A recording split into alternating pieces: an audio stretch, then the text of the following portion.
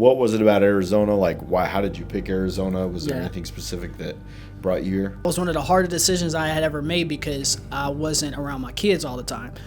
But I knew I was going to be able to create the future that I wanted for myself and my family by making that decision. And it was easily one of the best decisions I had ever made, because when I got here, I doubled down on everything that I did in Cincinnati, because I had already had so many encouraging people telling me to come to the West Coast. By the time I had got here and doubled down on everything, it worked out, because I believed in myself. I believed in what I was doing for my family. I believed in my spouse. She's amazing. And I just knew that if I took a risk on what I had already wanted to accomplish in Cincinnati, that everything was going to work out. And what's crazy is it's better than what I pictured and what I imagined. So I'm super blessed, and Arizona was definitely the spot to be at. Welcome everybody out to another episode of the Be Bright podcast. Today we've pulled the man from behind the camera, behind the screen, out front. Yes, sir. None other than a man of the people, Matthew Cohn. Yes, sir. Appreciate Thanks for you. coming on, Give big me some dog. time. Yeah. I've been wanting to do this one for a while. Yes. Everything we have here is production, and the Be Bright podcast in a whole would not be possible without you. Thank you. Love your energy and everything you bring to us. So happy to talk some more on screen and get into it. But before we do that, if you don't mind giving the people a little bit of a background about yourself. Absolutely. So I'm Cincinnati, born and raised, Kentucky. first of all. Tyler calls it Kentucky because it's super close. But born and raised Cincinnati, Ohio. I was there for 30 years. Right before my mom passed away in 2021, I had a really serious conversation with Jazz about moving. It was like our last winter there, and I was like, yo, like, this is too cold. Like, you waking up and you got your bones are like chilling, and you got to scrape up ice off your car every day, and you like, oh no, I can't keep doing this. So moved to Arizona about 3 years ago. We've been here for 3 years. It's been a blessing. I absolutely love being out here. And one thing about it I notice is the energy and people are just like super different out here. Right. And it's probably because there's sunlight and palm trees and mountains all over the place. But even Bash can attest to that. Like, you just feel the energy is a lot different here. So I knew when running my business, my video production company, I knew coming to the West Coast, I was going to be able to be more successful. I already had people like tugging and pulling at me like, hey, Matt, come to the West Coast. But once I came to Arizona and been running the ground, I just knew everything was going to be a lot more easier to accomplish. And the things that I wanted to create and the creativity and the business ideas that I had, I knew they were going to be successful coming out here. So Cool. Yes, sir. Are you still paying the electric company for power every single month? You're not only losing money, you're investing in someone else's future, not your own. Bright Home Energy has over 400 5-star reviews and over 100 5-star reviews on the BBB. That means real homeowners just like you are already making the switch with quality and peace of mind. We are the preferred solar installer for Solar Edge Technologies in Arizona. Not a title that was given, but a title that was earned through quality, structure, and peace of mind. As a NABCEP certified solar installer and an APS qualified technology installer, your solar installation with Bright Home Energy is not good, it's top tier. So the choice is yours. You can either keep paying your utility company every month, making them rich, or you can make the switch to solar and start investing in your future today. Yeah, no, we're grateful that you made the drive. Absolutely. Let's take it back to childhood upbringing. So grew up in Cincinnati. Yes. One thing I've admired you from the very first moment we even spoke on the phone is just like how positive you are. Mm-hmm. Good energy, good vibes all the time, and it's very authentic. I think in life it's easy to be negative. I mean, you look at the news and even social media. It's like Twitter. There's so much, Twitter, so much out there that's negative, but you've been able to be positive through it all. Growing up, did you have any formidable experiences that you can kind of look back on that you feel like helped shape who you are today? I would say it won a lot. I'm the oldest out of 5 kids. Okay. One thing that I did was I had to grow up really, really fast. Okay. So all my siblings are about 2 and a half years apart. And being the oldest out of 5 and the type of neighborhood that I grew up in and stuff like that, I had to learn a lot of stuff fast. So I shout out to the universe, to God, whoever, but I don't know where my maturity came from, because I don't really see maturity within my family, but I like had to grow up and become mature and become a head of the household, Sure. and that was just stuff that I learned by being successful. And you know, when people are like complaining about like not accomplishing things in Yeah. their life, I notice is that they don't like actually like try to do something and try to go fail. So as a kid and growing up being the oldest out of 5, I did a lot of stuff, and I tried to do a lot of stuff, and that made me become more confident in myself, because the little things that I was trying as a kid, I became successful in. So I would say just those small things like sports, being an artist and trying new things as a kid, and also reflecting onto my peers too. One thing that I noticed, like when I was in 6th grade, my elementary teacher, she pulled me to the side and she was like, and not mind you, you're like 6th grade, so you don't really know what the hell is going on, but you know what's going on. And she was like, "You're a leader," and I was like, "Okay, cool, yeah, I don't know what that means. Like, I'm chilling, reading my Harry Potter books and drawing." But she was like, "No, like all of your friends are attracted to the things that you do, and also your behavior in class affects it." And from that day, that stuck to me, but I didn't realize how much of a leader my personality is until I became older, and it started to wear off that way. So yeah, absolutely. Yeah, no, I mean, big responsibility, obviously, being the oldest of 5 kids. Oh yeah, and, oh my God.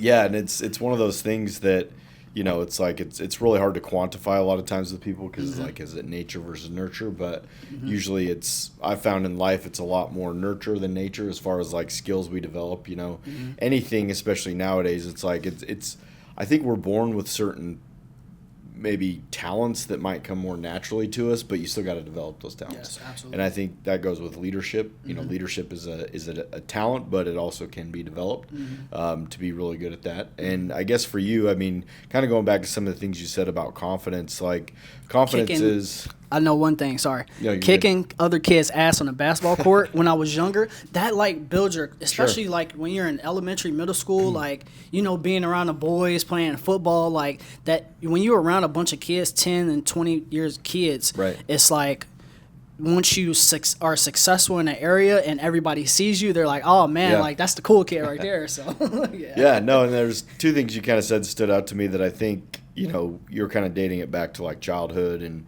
growing up, but I think it's very applicable to humans today. As like you say, you know, a lot of people, when they're not successful at something or they want to complain about it, what you've noticed is they really don't even put in the full effort to be successful. And I've thought a lot about that sort of general theory.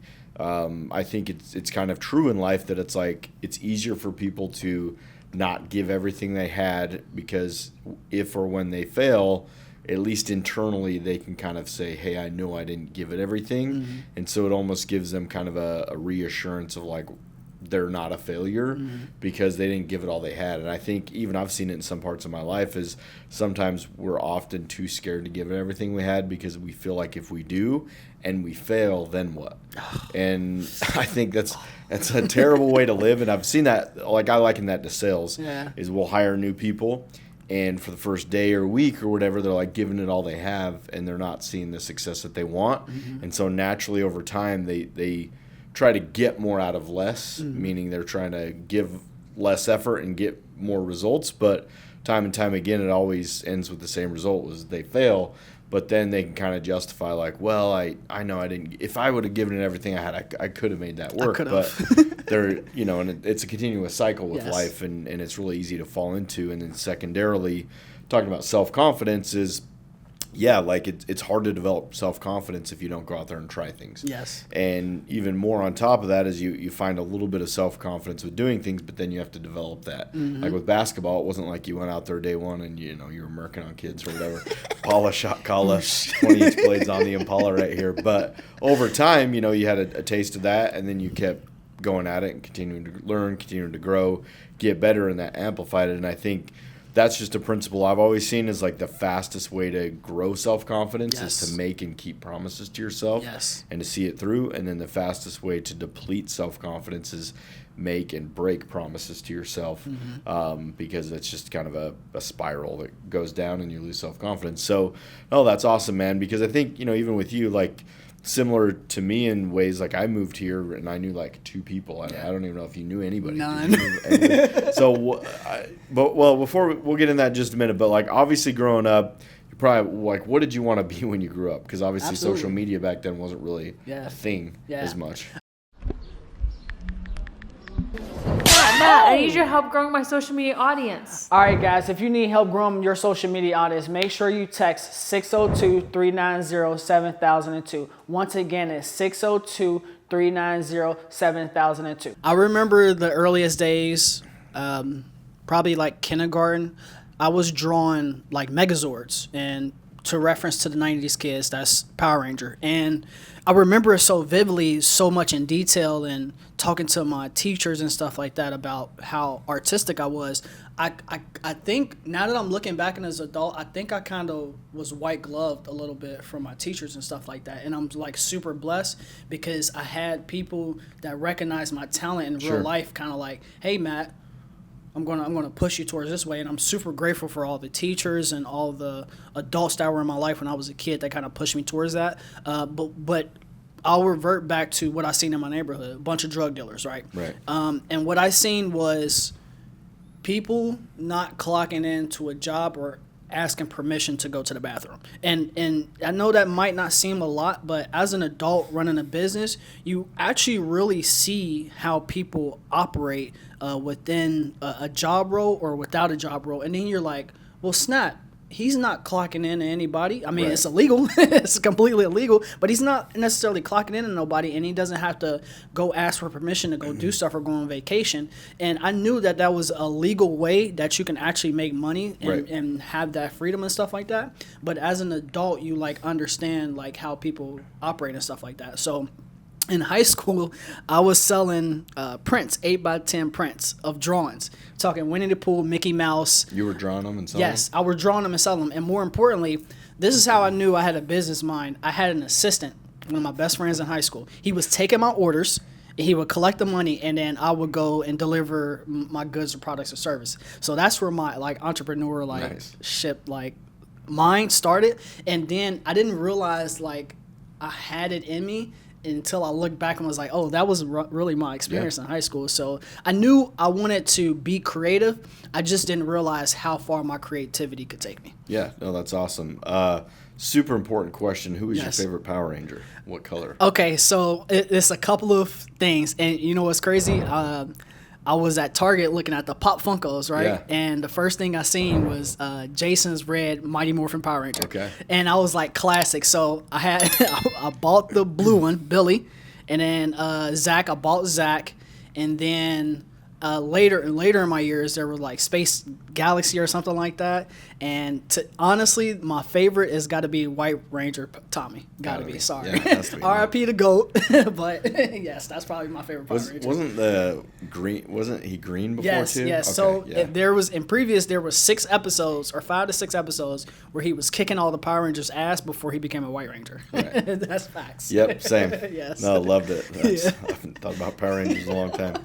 But see, even stuff like that, like for creatives, remembering our childhood and stuff like that, it helps us. Sure. When we're being creative and want to do like content and stuff like that. All that is super important for a creative as well. Yeah, and I find that so interesting because, business is such a interesting thing, like going into business entrepreneurship, because it's not just one way, like meaning, for example, like it takes, I think successful people in business, typically it's like they're very artistic and creative, or they're more of like baseline executor, just very, I'm Kind trying of like the sports reference. Yeah, so like for example, it's like with Matt, Nate, and I. Like Nate, he's creative-ish, but like Matt, he's a musical artist, Yes. and Shout I out to tend to Matt. be creative. Yeah, shout out Matt. Got him on the pod. But You're I think the creative, reason we Tyler. balance each other so well is because business, like people that are just creators, Yeah.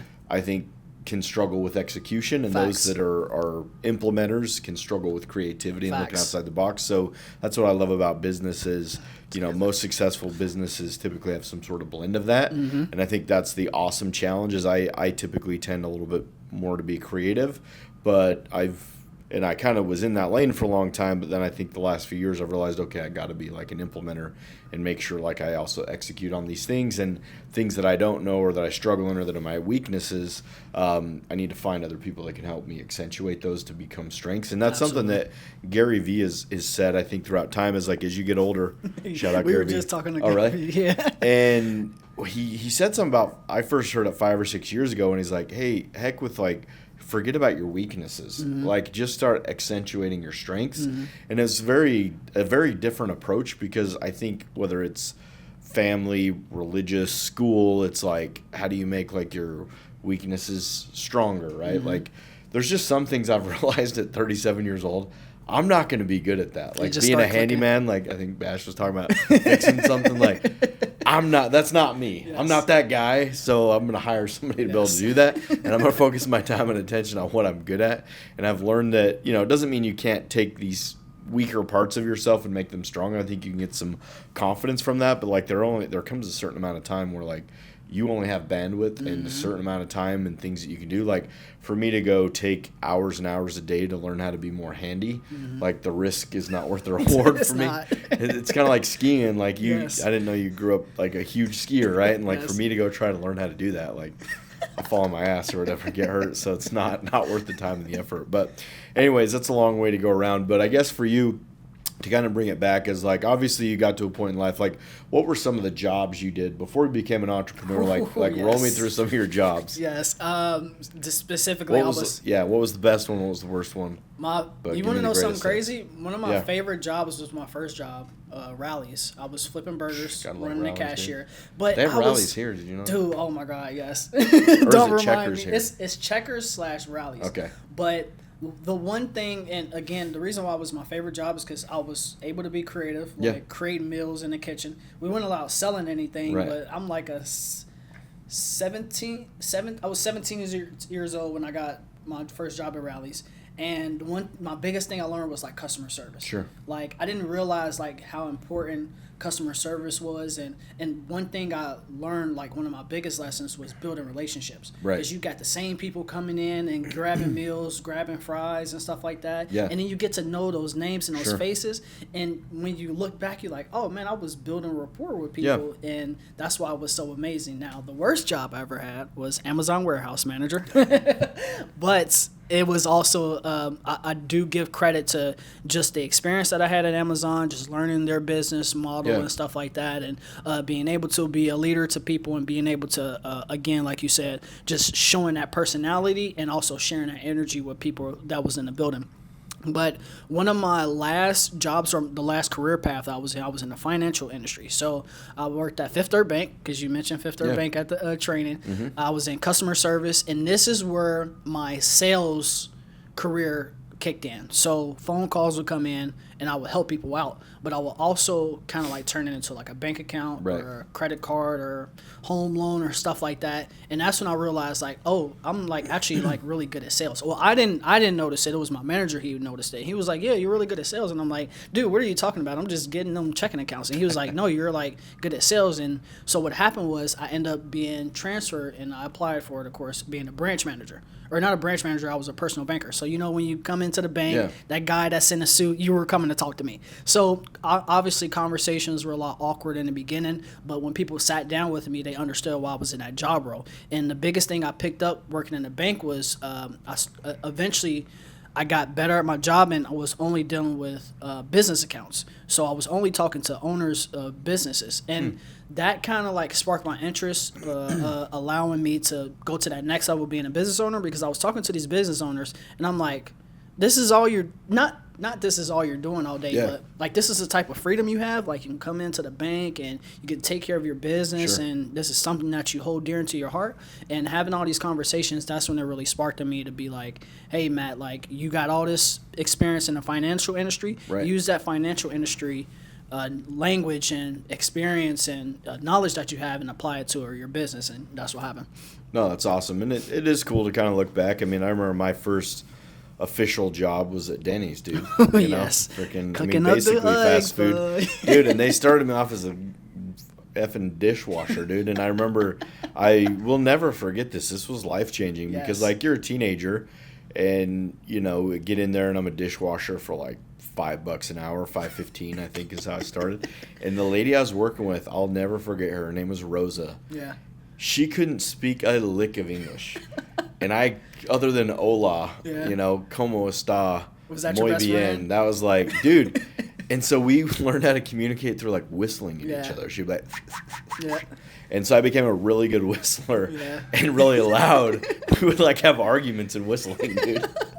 But and you know, I did that for like a couple months and then became a host and a waiter. But it is interesting how, like, you know, I think it's just like the business mindset in you where you can take all those experiences. It was almost like unconsciously, I knew this wasn't the end for me. Yes. But you see people who that is the end for them. Like that was Rosa. Like that was probably for a variety of reasons. She was a 50-year-old lady. Like that was the end of her workplace.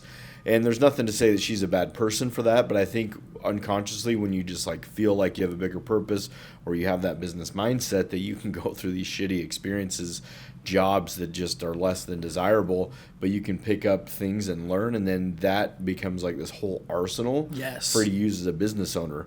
You know, even becoming a server, like I didn't think about it at the time, but I was working on commission. Like they were paying us $1.50 an hour. Everything else was tips. Well, I had to learn how to greet people. I had to learn to break down their walls. I had to learn to deal with upset customers. I learned how to make things right. You know, like I would mess up or I would do things right and get rewarded for it. And I learned, hey, man, like you were kind of saying, is like, oh, I can kind of make my own schedule. Like Denny's isn't per se telling me how much I'm worth or how much I can make. Like the better I am at serving people and giving them a great experience, the more I make. And you know, it's kind of cool to look back. And at the time, you don't see that because you don't ever look ahead or you can't see ahead. But as you look back, you can kind of look at those formidable experiences on your life. And so you kind of move through these jobs. And what for you, if you could recall, like what was that turning point that said, you know what, like heck with a 9 to 5, like I'm ready to go be an entrepreneur? Was there did you start doing it on the side and you were kind of doing both and then until you could kind of make it, or did you just take a full in jump, or how did that transition happen from like working corporate to becoming like an entrepreneur business owner? Shout out to COVID. COVID was. We can do that. It's still, yeah, we can. COVID was horrible. China virus. Let me not Just joking. let me not forget COVID was horrible for some people. Of course, RIP my mom. She passed a year after COVID. But COVID was also a blessing in disguise. And what I didn't realize was the tiny little stuff that I was doing kind of like snowballed effect. So after I left Fifth Third Bank, I was at WorldPay, which is a credit card processing company. So I'm still in banking industry. Now I'm talking to sales reps and I'm being customer service for the business owners. So I'm still talking to business owners, understanding credit card processing, banking, all that stuff, right? I'm talking to sales reps. Shout out to the sales reps because you guys were hustling. And I picked up tips from those guys as well. I had a conversation in the kitchen with my friend, and I was drawing something on my iPad, and he was like, "You're wasting your God-given talent." And I didn't realize that next day it did something to me. I was like, I don't know if I was like pissed or something, but I was like, I got to do something now. Right. And of course, I'll take it even further and deeper. Prior to that conversation happening, I had just got out of a long relationship with my daughter's mom, my daughter, which you met. Yeah. And that whole relationship really shaped my life because I wasn't being creative. I wasn't doing anything fulfilling. I was honestly like the worst fiance ever. And even more so, I wasn't doing anything to help my family get better. Gotcha. And because of that and going to therapy, like it clicked for me all at that one time. And I immediately that next day after my friend in my kitchen told me that, I started my business. So because of that, I had been doing like little small things up until COVID. Not necessarily small things, but I was running all the services that I could possibly for my business. And a lot of it was like graphic design work and like live stream and stuff like that, because during COVID, I don't know how it was out here, but during COVID in Cincinnati, everybody was trying to start a business. Oh, really? We're at home, we're not doing nothing, we're bored. I want to start a business. Photo shoots, all that stuff. So the moment they sent us home, I remember that we got an email. They was like, "Hey, you guys cannot come back to the office." and everybody was in a panic. What's going on? Blah, blah, XYZ. I know how everybody felt during that time. It was March 2020. The next week, I had my new camera equipment being shipped to the house. That was not a coincidence at the same time. And I apologize to whatever government officials in Ohio was, but I did not shut down my business. I was making a killing. Open for business. Open for business during COVID because everybody needed graphic design. Everybody needed video. Everybody was in the house contemplating themselves. And I think me and you had a conversation about that the other day. It's like during COVID, you either went up or you went down and you sulked in whatever place that you were. But shout out to God and shout out to me getting to working out and stuff like that. I did a lot of self-reflection and self-care during COVID because we was with ourselves and being able to run a business. So I was super blessed with that opportunity. And I think in the summer, it was like September or August, Jazz was like, we was going over our finances and she was looking at how much money I made for my business. And she was like, you got to make a decision, like, which one are you going to pick? And, of course, you know me, but I quit. I put in my 2 weeks, sent my laptop back, and I knew that if I had – because you only got a certain amount of hours in a day, right? You got 24 hours in a day. You get your sleep in or whatever. I am a very, like, time management-driven guy, and I knew – I was like, man, I'm sitting here wasting so much time when I could be working on this project or talking to this client or getting leads. And I knew – as soon as I quit, I doubled down on everything I did, and I'm here now. Damn. No, that's awesome, bro. And it's amazing. It's one of those times. I think you said it's interesting because I've always prided myself on like reading self-help books, and I've been to like 10X Growth Con and like all these different things, and kind of what I realized from all the money I've spent, like with coaching. I have a coach I work with, but books I've read, seminars I've been to, probably spent over $100,000 on all that. It's like what I realized at the end of the day was all that you need is inside. Yes. And it is good to get outside information. I think that's how we learn, how we grow, we expand. But at the end of the day, like, it doesn't matter how much good information you get if you don't act on it. And act on it sort of in your realm, whatever you want it to be, is never going to amount to anything, and a lot of times that comes with risk.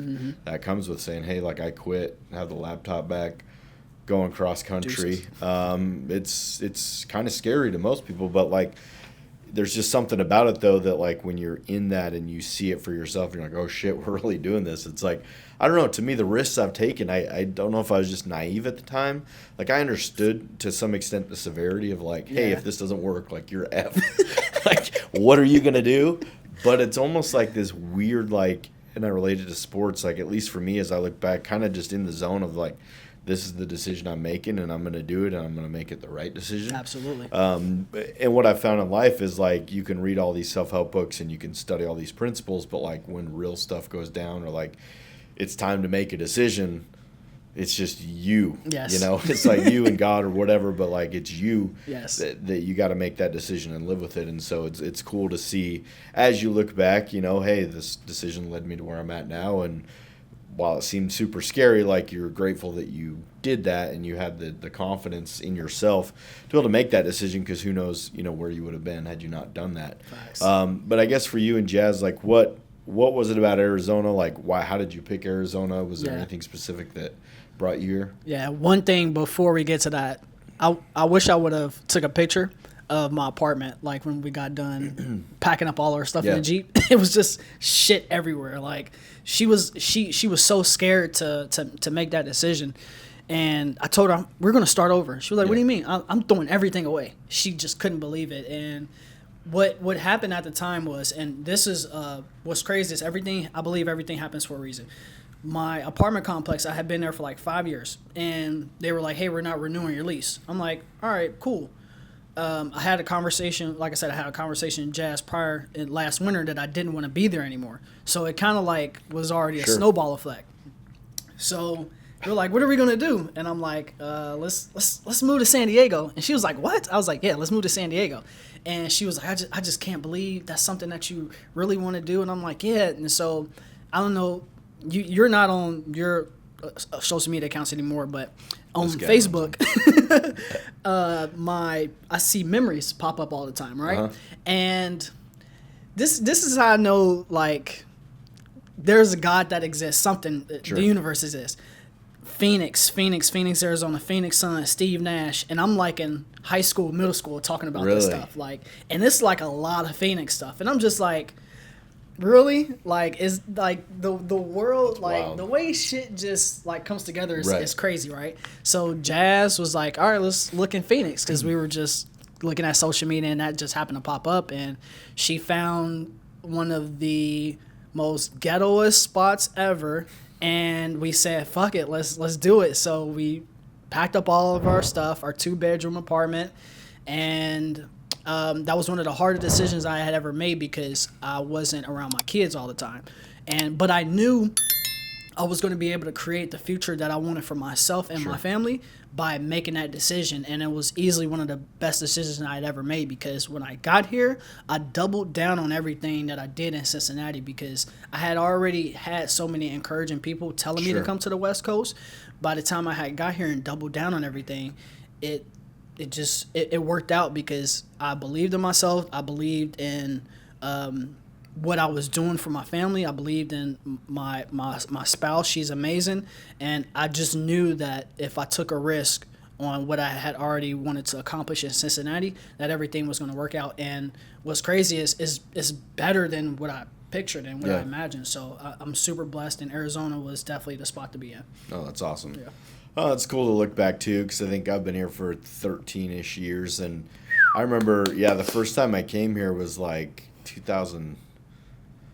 He was like 10, around 2009. It was like spring training. Right when I And graduated remember, from high school. Yeah, I came down here for a spring training game and was doing a work thing, and I was like, oh, this is a cool place. And then I remembered it was before, so it was early 2012 when I didn't have it on my radar to be here. I came and visited, and I remember I was talking to somebody. I'm like, man, I didn't remember Phoenix being so cool. I was like, man, I think I could live here. Yeah.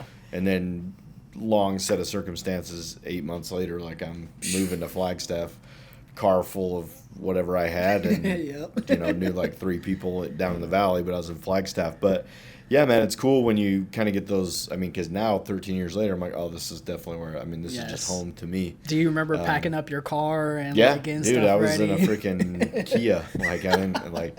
Everything I had was in the four-door freaking sedan. Kia, dude. Yeah, it was like, and I remember just driving, because it wasn't that far from Utah. Like my hometown was like 6-hour drive, but going past the Grand Canyon and stuff, and just like, I don't know. Utah is like, beautiful, by the way, guys. Yeah, no, it is. And once again, I remember getting there. I'd gotten like this townhome thing, and I'm just like in a foreign place, and you're just like, dude, what? What this am I doing? nervous excitement, like, what the hell am I doing here? I guess we'll figure it out. Ooh, I got a question for Yeah. you. Like, what was something like your first bad experiences when you first moved here? Because I got some stories to tell. Oh man, that's a good question. Bad and good. Bad and good. Yeah. I mean, for me, I have a couple weird experiences, but one was so when I moved here, I had gotten divorced. Yeah. Like 9 or 10 months before I'd moved here, and for whatever reason, when I got divorced, I don't know, I put like my wedding rings somewhere in like a suitcase or whatever. Mm-hmm. And then when I got here and I like unpacked, I found it, and I was like, what the hell I still got this thing for? So I drove to the Grand Canyon and threw it off the side of the ledge. Oh man. And for me, it was like at the time, it was just like, I don't know, kind of symbolic of Yes. like just letting That that felt go. good. Yeah, but I was like, holy hell, Grand Canyon's pretty big, and I probably threw it like fucking 20 feet, but off the ledge. But yeah, kind of a weird thing, but for me that was just like symbolic of like, I don't know, but I can only imagine you pulling up to the Grand Canyon, just throwing some wedding rings. yeah, they just throw my old wedding ring off, and it was tungsten, so I think it's like the strongest metal on earth, so it's probably still out there somewhere, just hanging out, chilling. But That's hilarious. what about you? Any formidable experiences when you moved here, good So or bad? when we first moved here, I got to so it was just beautiful, because once again, like, Ohio is super cloudy. Yeah. Even in the summertime, like, you really don't see the sun, and it's Yeah. rainy and green. When I moved here, just seeing the mountains and the palm trees, I'll kind of credit this to my birthday or whatever, but I'm an earth baby, so it's like when I got here, I felt like this was home. Yeah. And one of the things in our amazing little neighborhood we moved into, there were a lot of homeless people. Now, if you know anything about Phoenix and specific areas, the homelessness gets ridiculous and it's insane. It's super sad. Yeah. But story time, it was hilarious. We just happened to be walking in the gas station and we caught two homeless people fighting. They were like jumping over the counters. It was hilarious at the time, but somebody had pulled out a gun. I was just like, oh my God, we got to get out of here. it was insane, but it was just cool to see, like, all right, this is the neighborhood that we're in, and this is Phoenix for you. And we were like 5 minutes away from downtown, so I was like, we got to get out of here. But Started from the bottom, now you're yes, here. literally. Dang. Oh man, homeless people fighting is crazy, man. Yeah, no, it is. It gets a little insane down here. Yeah, no, and Phoenix is awesome. I mean, Arizona, and I think there's something kind of tied to that. I feel like Arizona's a very business friendly Very. state, Very. and Phoenix especially, like, just very open for business, even Very. during COVID. It didn't really shut down that Yeah. much. This is one of the places that stayed pretty much open, for the most part compared to other places in the United States. But so you move here, and then, if you want to talk a little bit about your experiences. So you're starting a marketing company basically from scratch in a state where you don't know anybody. Like, what were some of the maybe formidable experiences or principles or things that you've been able to look back on that have gotten you where you are today versus like where you started? Yeah, absolutely. The biggest thing that I kind of like knew that I needed to double down on was just networking. Okay. And getting to know people too. Yeah. Because you're in a whole different spot and area. Everything.